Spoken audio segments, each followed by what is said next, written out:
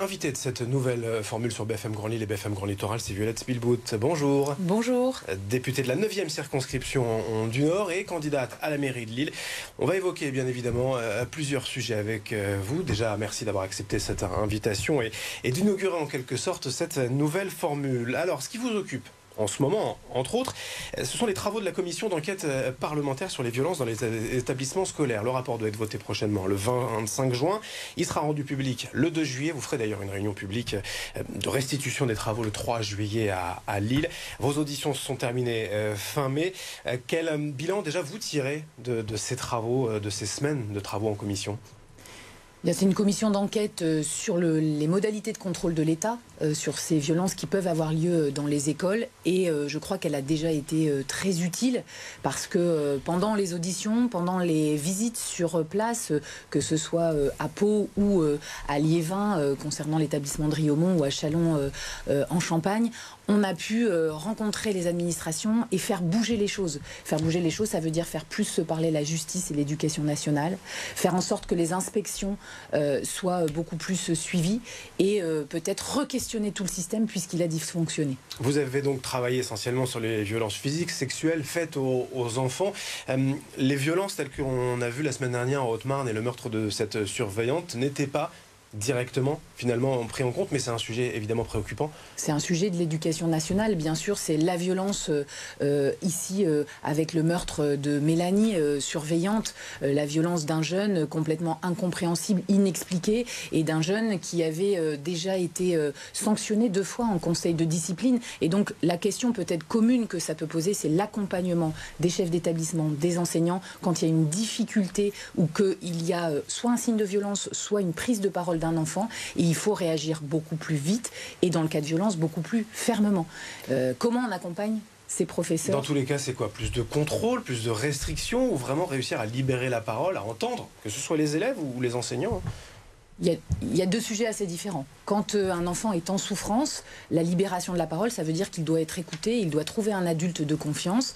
Ça, aujourd'hui, il existe des espaces dans les lycées, des espaces avec même des professeurs bénévoles qui tiennent des permanences pour qu'on puisse presque anonymement venir témoigner. Mais il faut aussi que, par exemple, les boîtes aux lettres papillons, cette association qui permet qu'on mette un petit mot dans une boîte aux lettres quand on a quelque chose à dénoncer, puisse être déployée dans tous les établissements, y compris en Hauts-de-France, privé comme public. Ça, c'est quand l'enfant a besoin de parler et qu'il puisse y avoir des suites. Et puis, quand on voit un comportement anormal et même violent ou qu'il y a un conseil de discipline, il faut que les enseignants, les profs soient soutenus. Ça veut dire qu'il faut un barème national de sanctions. C'est ce qu'on propose avec Gabriel Attal, qu'il n'y ait pas trop de discussions, mais que ça aille très vite. Et puis, la deuxième chose, c'est qu'il faut qu'un accompagnement psychiatrique et donc une priorité à des jeunes en souffrance. Il faut des moyens, en fait, aussi, tout simplement. Bien sûr, ça passera par... comment dire, perdu depuis quelques temps dans l'éducation nationale. On mettait moins de moyens sur cet accompagnement. Il y a un grand sujet du manque de moyens de la médecine scolaire, des infirmiers et des psychologues scolaires. En nombre de postes, il y a 40% des postes de médecins scolaires qui ne sont pas pourvus, mais aussi, par exemple, en rémunération de ces professions, qui sont des professions difficiles, qui sont des professions aujourd'hui peu attractives.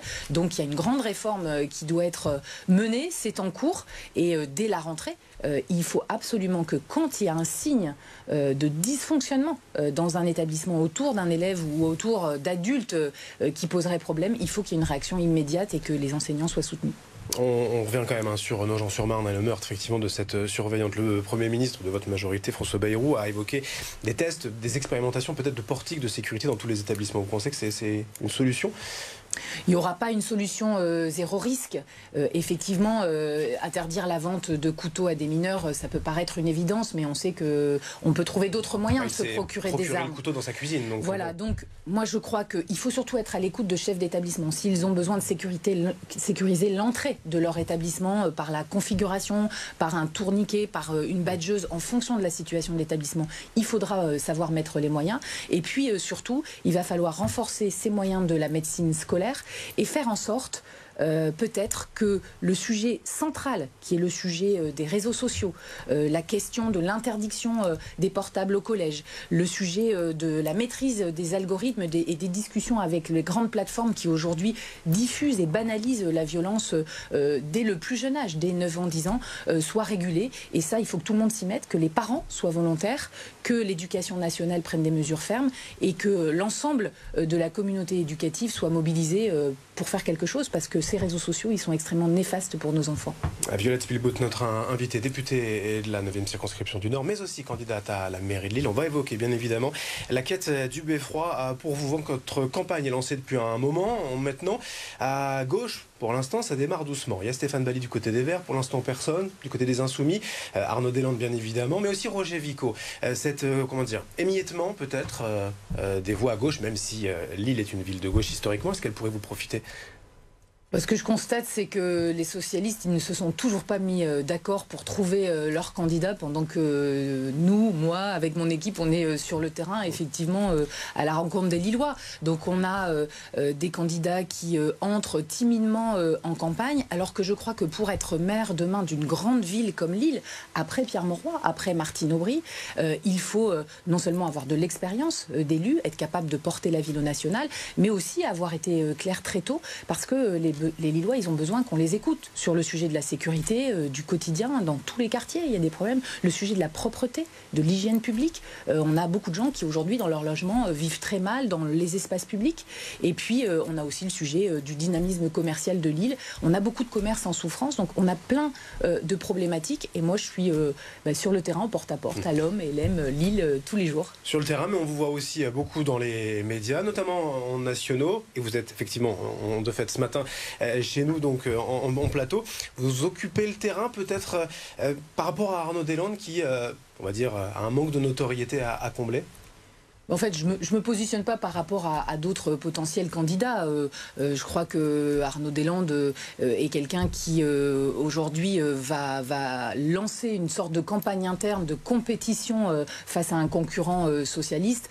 Quand moi je m'adresse à tous les Lillois depuis déjà des mois, moi j'ai déclaré ma candidature en mars 2024.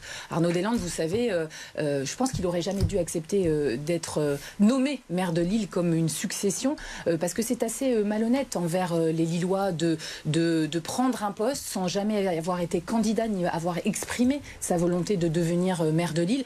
Pour moi, c'est assez complice d'une imposture électorale. Les Lillois, en 2020, ils n'auraient jamais choisi Arnaud Deslandes. Et je crois qu'il faut s'en remettre aux urnes et mener une campagne qui correspond en fait aux besoins et aux attentes des habitants de notre ville. Ce sera en mars prochain, les municipales. Dernière question quand même, Violette Spilbout, vous êtes députée ensemble et donc identifié évidemment par le soutien du gouvernement à Emmanuel Macron. C'est un bilan qui va être difficile à porter pour vous, pensez, le bilan du chef de l'État depuis ces 2 mandats? Je crois qu'à Lille, je porte principalement mon bilan, celui des élus de Faire Respirer Lille, des 20 conseillers de quartier qui sont autour de moi depuis 5 ans que je suis conseillère municipale d'opposition. Et puis, ils voient aussi tous les jours à notre Brest Café, qui est déjà ouvert depuis 1 mois, qui est ouvert tous les jours, qui accueille les Lillois. Ils voient aussi à travers les dimanches sport santé que j'ai lancé hier, que nous sommes en fait sur le terrain à l'action. Je crois que c'est ça que veulent les Lillois, un bon maire pour tous, quels que soient les partis politiques. On doit être là pour rassembler dans une ville comme Lille et pour arrêter les divisions. Merci Violette Spilbout, députée ensemble de la 9e circonscription du Nord et candidate à la mairie de Lille. Prochain rendez-vous donc pour vous, c'est le vote de ce rapport d'enquête parlementaire le 25 juin et réunion publique à Lille le 3 juillet. Le 3 juillet soir, oui, ouverte à tous. Merci.